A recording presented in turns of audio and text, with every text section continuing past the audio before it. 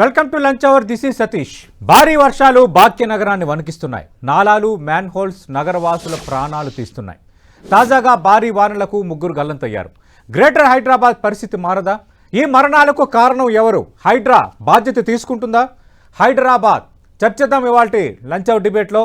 మనతో పాటు చర్చలో పాల్గొంటున్నారు Greater Hyderabad Municipal Corporation Residents Forum నుంచి శ్రీనివాసరెడ్డి గారు, అలాగే retired superintendent engineer GHMC lakes Shekar Reddy గారు డిబేట్లో జాయిన్ అవుతున్నారు. డిబేట్లకు వెళ్లే ముందు నిన్న రాత్రి జరిగిన సంఘటనకు సంబంధించి హైడ్రా కమిషనర్ రంగనాథ్ ఆ ప్రాంతాన్ని సందర్శించారు. అలాగే బాధిత కుటుంబాలను పరామర్శించారు. ఆయన ఏం మాట్లాడారో ఒకసారి విందాం. ప్రధానంగా ఒక దగ్గర సమస్య చాలా తీవ్రంగా ఉంది. అంటే ఒక బిల్డింగ్ దగ్గరగా రాగానే మొత్తం వాటర్ ఫ్లో చాలా స్లో అవుతుంది. అది మొత్తం ఎందుకంటే కరెక్ట్గా నాలాలో కట్టేశారు. కట్టంతో వాటర్ స్పీడ్గా వచ్చిన వాటర్ అక్కడ రైట్ యాంగిల్స్లో అంటే 90 degreesలో తిరగాల్సిన పరిస్థితి వస్తుంది. అక్కడ స్లో అవడంతో మొత్తం వెనకాల ఉన్నటువంటి ప్రాంతం అంతా కూడా లెవెల్ పెరుగుతుంది. అంటే మునిగేటటువంటి లెవెల్ ఇంకా హైట్ పెరుగుతుంది అనమాట. 3 అడుగులు ఉందనుకోండి, ఎక్కువ వర్షం పడితే కనుక 5 అడుగులు కూడా మునిగిపోవచ్చు, ఇంకా వర్షం పడితే 6 అడుగులు మునిగిపోవచ్చు. సో ఈ ముందు ఏదైతే అడ్డంకులు క్రియేట్ చేస్తున్నాయో అటువంటి ఇల్లులు బహుశా ఇక్కడ 4-5 ఉన్నాయి. అన్నింటినీ తీయాల్సిన అవసరం లేదు. ఇక్కడ ఉన్నటువంటి ఈ నాలలో కట్టిన ప్రతివాడు కూడా భయపడాల్సిన అవసరం లేదు. రైట్. ఇప్పుడు హైదరాబాద్లో మేజర్ అంశంగా మారిన ఈ విషయంపై మనం మాట్లాడబోతున్నాం. రైట్. శ్రీనివాసరెడ్డి గారు, గత చాలా సంవత్సరాలు అంటే ఒక 15-16 సంవత్సరాల నుంచి ఈ ఇష్యూ మాట్లాడుతూనే ఉన్నాం. సరే, పరిస్థితి మార్పు వస్తుంది కదా, జైకా నిధులు అన్నారు, గ్రేటర్ హైదరాబాద్పై వరాల జల్లు అన్నారు, ఏ ప్రభుత్వం వచ్చినా మొత్తం ఇక్కడే ఖర్చు పెడుతున్నాము, నాలాల సుందరీకరణ అన్నారు, ఆ దేశం సహాయం, ఈ దేశం రుణం, ఇట్లా 100 మాటలు మనం విన్నాం, మాట్లాడుకున్నాం. కానీ పరిస్థితి ఎందుకు మారటం లేదు? మళ్ళీ మ్యాన్ హోల్స్లో పడిపోయి మరణించటం, నాలాల్లో పడి మరణించటం, ఏంటి సార్ ఈ పరిస్థితి? అంటే దీని మీద నాలాల డెవలప్మెంట్, డ్రైనేజెస్ మీద, వరద నీటి కాలువల డెవలప్మెంట్ మీద మాటలు ఎక్కువ ఉన్నాయి, పని తక్కువగా ఉంది. ఇప్పటి వరకు చాలా ప్రతి సంవత్సరం 2-3 ప్రత్యేక 2020లో వరదలు వచ్చినప్పుడు దాదాపు 75 మంది చనిపోయారు. ఆ వరదలు చాలా భారీగా వచ్చినాయి. 2020 తర్వాతనే కొంత డబ్బులు ఖర్చు పెట్టడం మొదలైంది. ఇప్పుడు SNDP స్ట్రాటజిక్ నాలా డెవలప్మెంట్ ప్రాజెక్ట్ అనేది 2020లో వరదలు వచ్చి ఒక 75 మంది చనిపోయిన తర్వాత మాత్రమే కదలికి వచ్చింది. అంతకు ముందు మాటలు, చిన్న చిన్న పనులు తప్ప సిటీ అవసరాలకు ఎంత డ్రైనేజీ అభివృద్ధి కావాలి, ఎంత నాలా వ్యవస్థ అభివృద్ధి కావాలి, లేక్స్ డెవలప్మెంట్ మీద ఏం జరగాలి, ఈ విషయాల మీద మాటల వరదలు తప్ప నిజంగా డబ్బు ఆ రకమైన పద్ధతిలో ఇచ్చినట్టు పరిస్థితి లేదు. అందుకని పైన కనపడే డెవలప్మెంట్ బిల్డింగ్లు కడతాం, ఫ్లైఓవర్లు కడతాం, కానీ భూమి కింద వేయాల్సిన నాలాలు, డ్రైనేజీలు ఇది తీవ్రమైన నిర్లక్ష్యం జరిగింది. అందుకనే ఇప్పుడు మనకు ఈ సమస్య, ఇప్పుడు హైడ్రా కావచ్చు, ఇంకోటి కావచ్చు, ఇప్పుడు పై ఎన్ని మెరుగులు దిద్దినా ఆ బేసిక్ వ్యవస్థ ఎంత సామర్థ్యం ఉండాలో ఆ సామర్థ్యం లేదు. ఇప్పుడు వర్షాలు పడుతున్న తీరు కూడా చాలా వేగంగా కొద్ది సమయంలో అతి వర్షాలు కురుస్తున్నాయి. ఇది మొత్తం ప్రపంచం మొత్తంలో వచ్చినటువంటి కొత్త పరిస్థితులు. దీనికి తట్టుకునే వ్యవస్థ మన దగ్గర లేదు. అందుకని ఇప్పుడు మనం చిన్న చిన్న ఏర్పాట్లతోటి పూర్తిగా పరిష్కారం అవుతుందని చెప్పలేం. ఇప్పుడు 2 నాలాలు, అఫ్జల్ సాగర్ నాలాలో 2 కొట్టుకుపోయి చనిపోయారు, ముషిరాబాద్ నాలాలో 1 చనిపోయారు. ఇక్కడ ముషిరాబాద్ నాలాకు సంబంధించి అక్కడ దాని రిటైనింగ్ వాల్ ఉంది, వాల్ కూలిపోయింది, అందులో పడిపోయాడు అతను, అట్లా చనిపోయాడు. అంటే వాల్ కట్టి 7-8 సంవత్సరాలు అయిందంటున్నారు. 7-8 సంవత్సరాలు మరి ఎందుకు కూలిపోయింది, ఏ రకంగా కట్టారు, ఇది ఒకటి వెరిఫై చేయాల్సింది. రెండోది అఫ్జల్ సాగర్ నాలాకు సంబంధించి అక్కడ అసలు ఒకవైపు ఫెన్సింగ్ ఉంది, రెండో వైపు ఏ ఫెన్సింగ్ లేదు. ఈ రెండో వైపు ఫెన్సింగ్ లేని దగ్గర నుంచి ఒక వ్యక్తి కొట్టుకపోతుంటే ఆయన్ని కాపాడడానికి ఇంకో వ్యక్తి వెళ్ళాడు, 2 అందులో కొట్టుకుపోయి చనిపోయినట్టు పరిస్థితి. ఇంకా బాడీలేమి దొరకలేదు అక్కడ. ఇదే అఫ్జల్ సాగర్ నాలాలో ఇదే ప్లేస్ లో ఒక 15 years బ్యాక్ ఒక అమ్మాయి పడి చనిపోతే దాని మీద మేము దాన్ని పెద్ద ఇష్యూ చేశాము. దాని మీద హ్యూమన్ రైట్స్ ఫోరం తీసుకెళ్లాం, హ్యూమన్ రైట్స్ కమిషన్ తీసుకెళ్లాం. బట్ ఆ రోజు నుంచి ఈ రోజు వరకు దాంట్లో మళ్ళీ అదే ప్లేస్, దాదాపు అదే ప్లేస్ లో మరొక 2 చనిపోయినటువంటి ఘటన. అందుకని ఇది హైదరాబాద్ సిటీలో హైడ్రా కావచ్చు, ప్రభుత్వం కావచ్చు, జలమండలి కావచ్చు, GHMC ప్రిపరేషన్స్ గాని, ప్రయత్నాలు గాని మనకు చూస్తుంటే కొంత కనపడుతున్నాయి, కానీ అల్టిమేట్ గా ఫలితం చూస్తే ఏంటంటే ప్రతి ఏటా ప్రాణ నష్టం జరిగినట్టు ఈ ఏడాది కూడా ప్రాణ నష్టం ఈ రూపంలో ఈ రోజు నిన్న జరిగింది మనం చూస్తున్న చాలా బాధాకరమైంది. అందుకనే ఇది లాంగ్ టర్మ్ ఇక్కడ హైదరాబాద్ సిటీలో మార్పులు రావాల్సిన అవసరం ఉంది. అది జరగకుండా మనం ఈ ప్రాణాలు కూడా కాపాడలేం, ఆస్తి నష్టాలు ఎట్లాగో భారీగా జరుగుతున్న పరిస్థితి. శేఖర్ రెడ్డి గారు, మీరు ఆ విభాగంలో పనిచేశారు, అలాగే లేక్స్ సంబంధించి రిటైర్డ్ సూపరింటెండెంట్ ఇంజనీరింగ్గా ప్రస్తుతం ఉన్నారు. ఎందుకు సార్ ఈ సమస్యను మనం అడ్డుకట్ట వేయలేకపోతున్నాం? ఎప్పుడు వరదలు వచ్చినా, ఎప్పుడు భారీ వర్షాలు కురిసినా ఆ మ్యాన్ హోల్లో పడి ఒకరు చనిపోయారని మాట్లాడుకుంటాం, ఈ నాలాల్లో కొట్టుకుపోయారని మాట్లాడుకుంటాం. ఇంత హైదరాబాద్ సిటీలో ఎక్కడ లోపం ఉంది? పర్యవేక్షణ లోపమా, ప్రజలది తప్ప, అధికారులది తప్ప? ఇప్పుడు మన దగ్గర జిహెచ్ఎంసీ ఏరియాలో 185 లేక్స్ ఉన్నాయి. అయితే మొదలు మనం ఏం చేయాలంటే ప్రీ మాన్సూన్ ప్రోగ్రామ్ పెట్టుకోవాలి. ప్రతిదీ నాలా కూడా డీసిల్టింగ్ చేసేసి, చెరువులు కూడా అన్ని శాండ్ బ్యాగ్స్ పెట్టేసి అన్ని రెడీ చేసి పెట్టుకోవాలి. ఎప్పుడైతే రెయిన్ ఫాల్ వస్తుందో అన్ని చెరువులు కూడా 1 మీటర్ లెవెల్ తగ్గించి పెట్టుకోవాలి. ఇప్పుడు వాటర్ రెయిన్ వచ్చినప్పుడు అది ఫుల్ అవుతుంది, మిగతా మనకు అవకాశం పడ్డట్టు నాలలకు ఈడ్చుకుంటా పోతుంటాం. ఆ విధంగా మేనేజ్మెంట్ ఒకటి చేయాలి. తర్వాత ఇంకోటి ఏమైందంటే ఇప్పుడు అన్ని హైరైజ్ బిల్డింగ్స్ వచ్చే వరకల్లా డ్రైనేజీ ఫ్లో కూడా ఎక్కువైపోయింది. ఎక్కువైపోయి ఈ డ్రైనేజ్ తర్వాత ఈ రన్ ఆఫ్ ఇవన్నీ కూడా ఇప్పుడు 100% రన్ ఆఫ్ కు మనం డిజైన్ చేయలేదు. గతంలో ఏంటంటే ఇరిగేషన్ నామ్స్ ప్రకారం మనం డిజైన్ చేసి లేక్స్ వియర్లు కానీ నాలలు కానీ అవి ఉన్నాయి. అయితే దాన్ని ఏం చేయాలంటే ఇప్పుడు 100% రన్ ఆఫ్ తీసుకొని మనం డిజైన్ చేసేసి నాలాలను కిందికి పోవడానికి ఫ్రీగా పోయేటట్టు ఎంక్రోచ్మెంట్ లేకుండా దానికి మనం బఫర్ అనేది ఒకటి ఉన్నది, రూల్ ఉన్నది.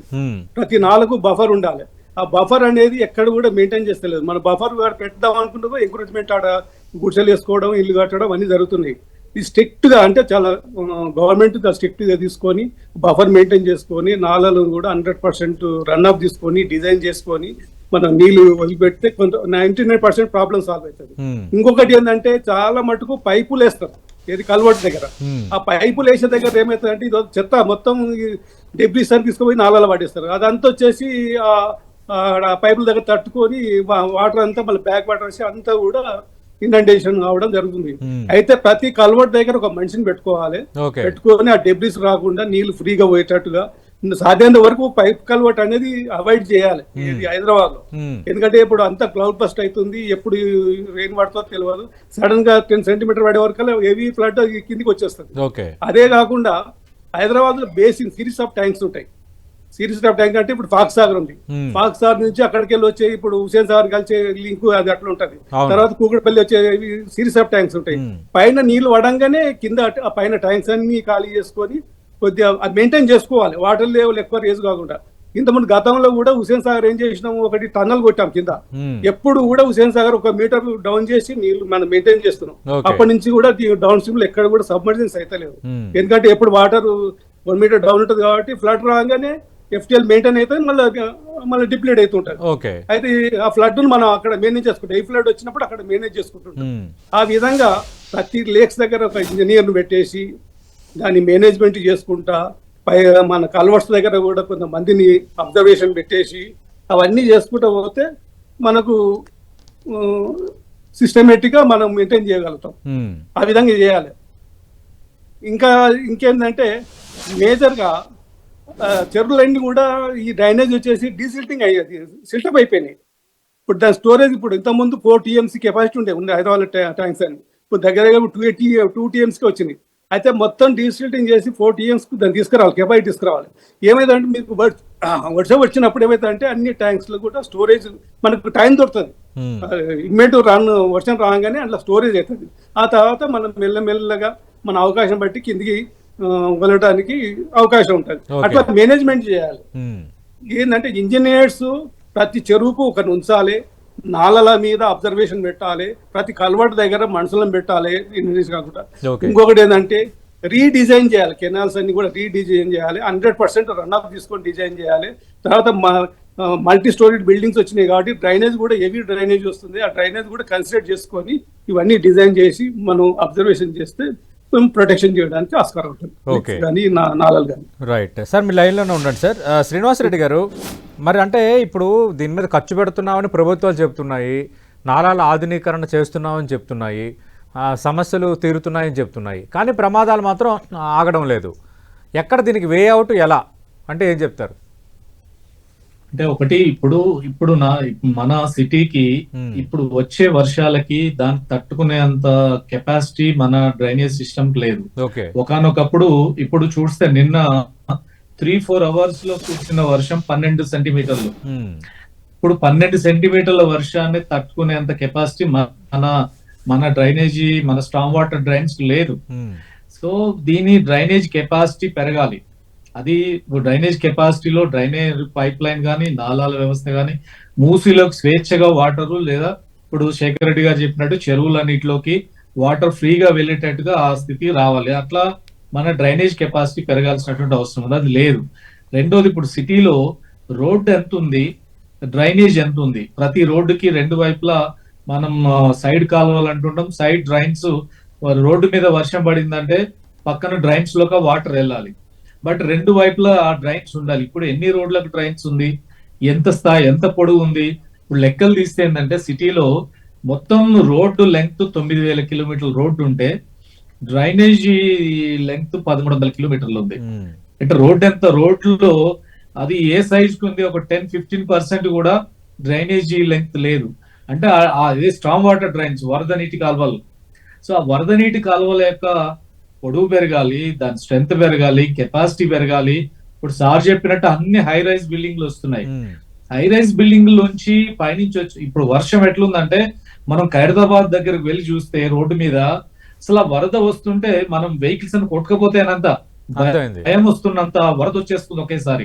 కాబట్టి డ్రైన్స్ కెపాసిటీ, నాలాల కెపాసిటీ కాదు, చాలా ఏరియాల్లో పరిస్థితి ఒక ఎగ్జాంపుల్. బట్ ఎన్ని ప్రాంతాల్లో చూస్తున్నాం మనము, అంత భారీ ఎత్తున వస్తున్నాయి, వాహనాలను కొట్టుకపోతున్నాయి. తర్వాత ఎక్కడ చూసినా అంటే రోడ్ల మీద పడే వర్షం. ఇప్పుడు రోడ్లు ఉన్నాయి, రోడ్లే కాదు మిగతా ప్రాంతాల్లో అసలు మొత్తం సిమెంట్ కాంక్రీట్ అయిపోయింది, కాంక్రీట్ జంగల్ అయిపోయింది పడ్డ వర్షం అంతా. ఇప్పుడు ప్రతి సిటీ స్పాంజీ సిటీ కావాలంటున్నాం, స్పాంజీ సిటీ మా లక్ష్యం అంటున్నాం. అంటే పడ్డ వర్షం నేలలోకి ఇంకాలి, కానీ ఎక్కడ స్పాంజీ సిటీ ఉంది, ఎక్కడ నేలకి ఇంకే పరిస్థితి ఉందా? మరి దాన్ని క్రియేట్ చేయాలి కదా. ఎక్కడన్నా వేకెంట్ ల్యాండ్స్ ఉంటే వాటి అమ్మేసుకుంటున్నాం, వేలపాట్లు వేస్తున్నాం, అక్కడ పెద్ద స్ట్రక్చర్స్ వస్తున్నాయి. అన్ని రకాల పార్కులు, ప్లే గ్రౌండ్స్, ఏ ఓపెన్ స్పేసెస్ ఉన్నాయో వాటిని అమ్మేసుకుంటున్నాం. అది కమర్షియల్ గా మారితే డెవలప్మెంట్ అంటున్నాం.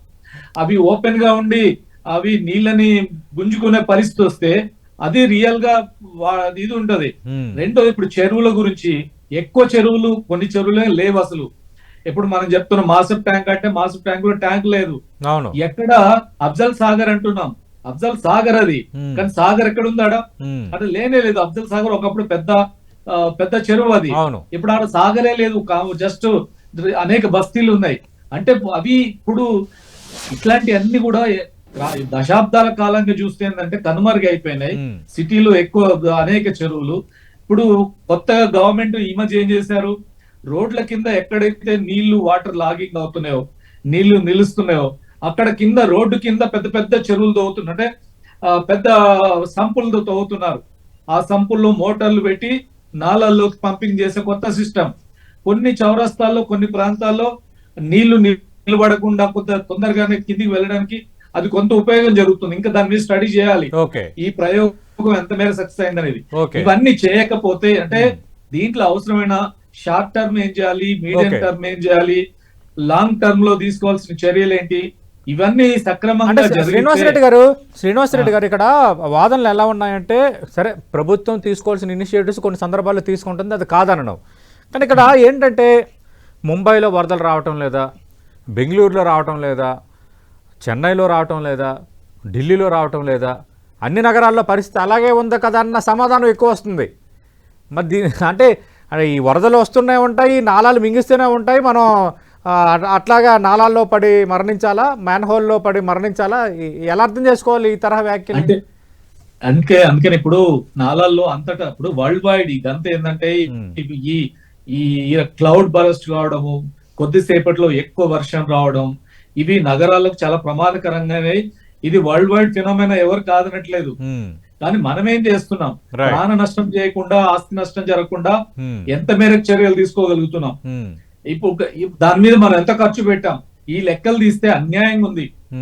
జరుగుతుంది ఏంటంటే, మనం చేసిన మిస్టేక్స్ కారణంగా, మనం దాని మీద ఖర్చు పెట్టకపోవడం కారణంగా నాలాలు వైడనింగ్ చేయలేదు, మూసీ డెవలప్మెంట్ చేయలేదు, చెరువుల ఆక్రమణ ఆపలేకపోయినాం, నాలాల ఆక్రమణ ఆపలేకపోయినాం.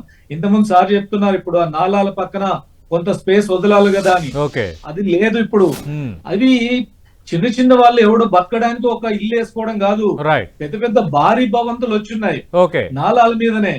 ఇప్పుడు వీటినన్నిటి నుంచి కావాల్సిన చర్యలు పటిష్టంగా తీసుకోకపోతే భవిష్యత్తులో ఈ ప్రమాదాలను మనం నివారించలేము. నాలాల పక్కన కట్టిన అంతా, ఇప్పుడు శేఖర్ రెడ్డి గారు చెప్పారు, ప్రీ మాన్సూన్ చర్యలు తీసుకోవాలి, మాన్సూన్ రాకముందే మొత్తం మట్టి ఎత్తాలి. అంటే శ్రీనివాస్ రెడ్డి గారు, ఇక్కడ సమస్య ఎలా ఉందంటే, ఇప్పుడు నాలాలు ఆక్రమించారని హైడ్రా లాంటి వ్యవస్థలు కూల్చేస్తే, ఇల్లు కూల్చేశారు, బతుకులను రోడ్ల మీద పడేశారు అన్నది మళ్ళీ విపక్షాలు మాట్లాడుతున్నాయి, కొందరు మాట్లాడుతున్నారు.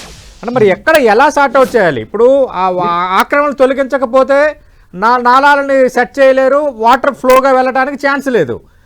ఆ నాలాలని ఆక్రమించి, లేదంటే చెరువులను ఆక్రమించి ఇల్లు కట్టి నువ్వు కూల్చేస్తే, ఇల్లును కూల్చేశారన్న ఇష్యూని మళ్ళీ తెర ముందుకు తెస్తున్నారు.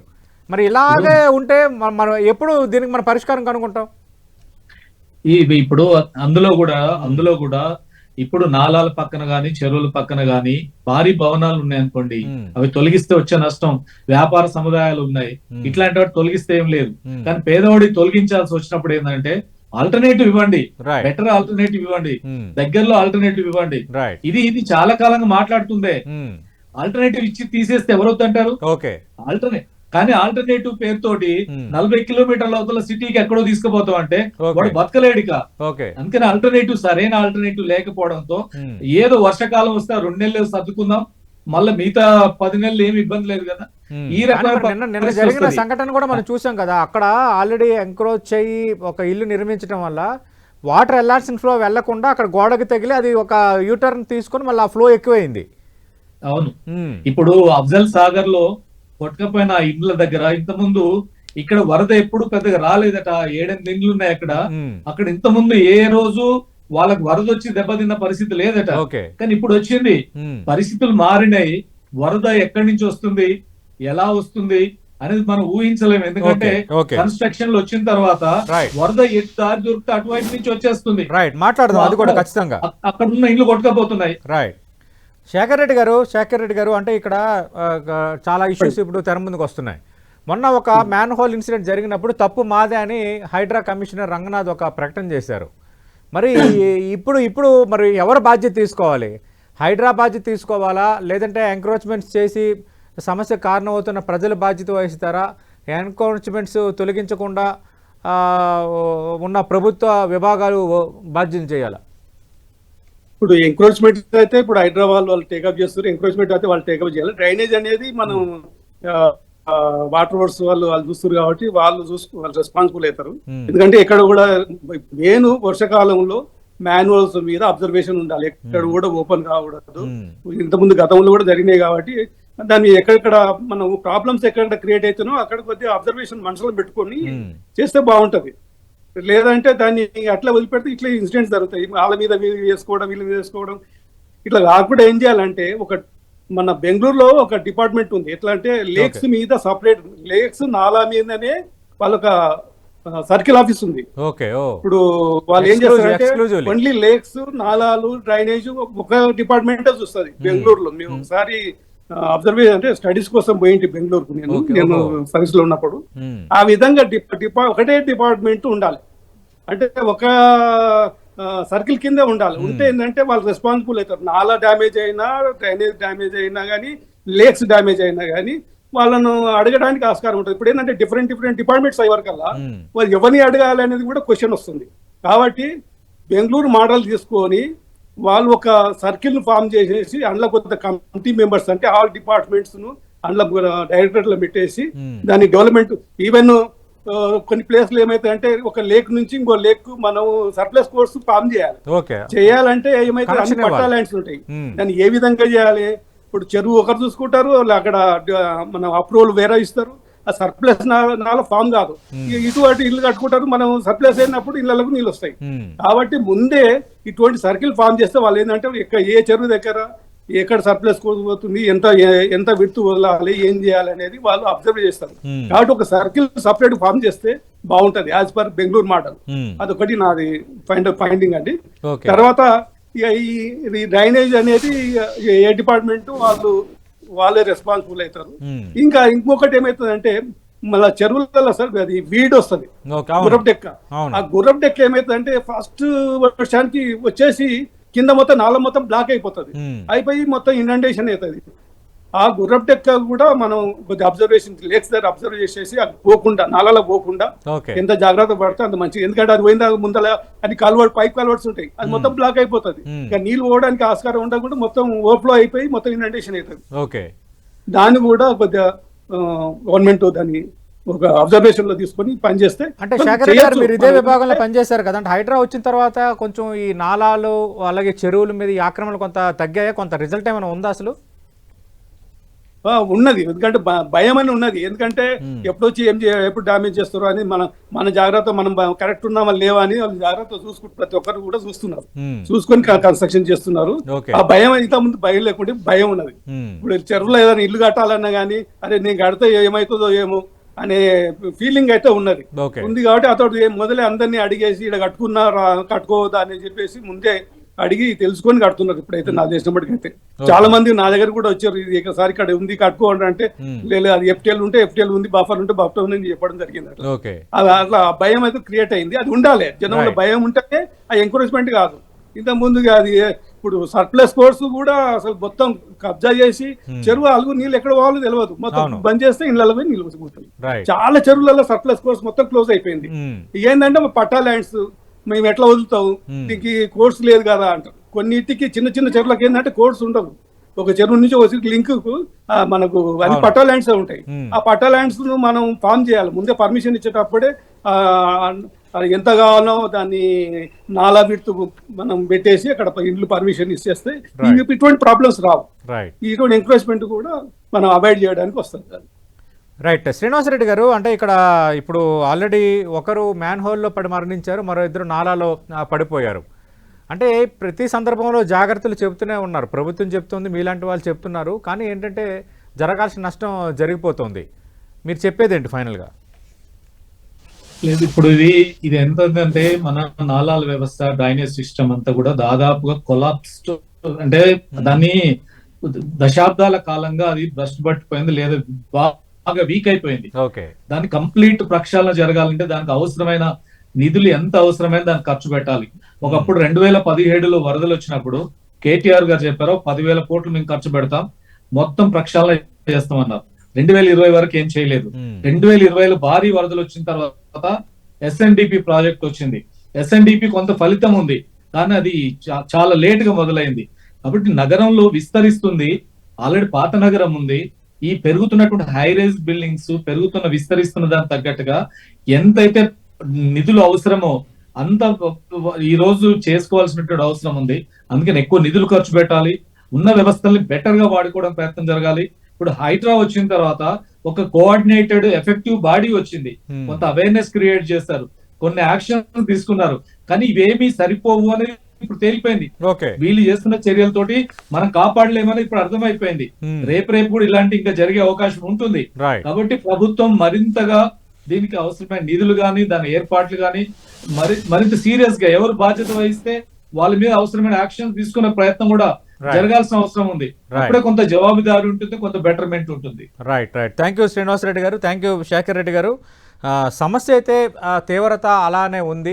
గత 20 ఏళ్లుగా చాలా కార్యక్రమాలు చేపడుతున్నా, నాలాల ఆధునీకరణ, పూడిక తీసివేత లాంటి చర్యలు చేపడుతున్నా అది కేవలం నామమాత్రంగానే ఉంది, సరిపోవటం లేదన్న చర్చ అయితే కొంత హైదరాబాద్లో బలంగా సాగుతోంది. 2020లో ఒక 75 మంది వరదల్లో మరణించిన సంఘటనలో ఆ తర్వాత అడపాదడప నాలాల్లో పడిపోవటం, మ్యాన్ హోల్లో పడిపోవటం జరుగుతుంది. నిన్న కురిసిన భారీ వర్షానికి ముగ్గురు ఈ విధంగా ఈ పరిస్థితుల్లో మరణించడం అనేది రియల్లీ పెయిన్ఫుల్గానే ఉంది. మొన్న ఒక మ్యాన్ హోల్లో పడిపోయినప్పుడు తప్పు మాదే అంటూ హైడ్రా బాధ్యత తీసుకుంది. మరి ఈ 3 మరణాలకు కూడా హైడ్రా బాధ్యత తీసుకుంటుందా తీసుకోదా అన్నది ఇప్పుడు అత్యంత కీలకంగా మారింది. ఏదేమైనా 10 టీవీ కూడా అప్పీల్ చేస్తోంది, భారీ వర్షాలు కురిసేటప్పుడు దయచేసి బయటికి వెళ్ళొద్దు, ఎక్కడ సేఫ్ షెల్టర్ ఎక్కడ ఉంటుందో అక్కడికి అందరూ చేరుకోవాల్సిన బాధ్యత అయితే ఉంది. అటు కొన్ని విభాగాల పర్యవేక్షణ లోపం అనేది కూడా ప్రాణాల మీదకి తెస్తున్న పరిస్థితి ఈరోజు బహిర్గతం అయిపోయింది. ఇది వాటి లంచ్ అవుట్ డిబేట్.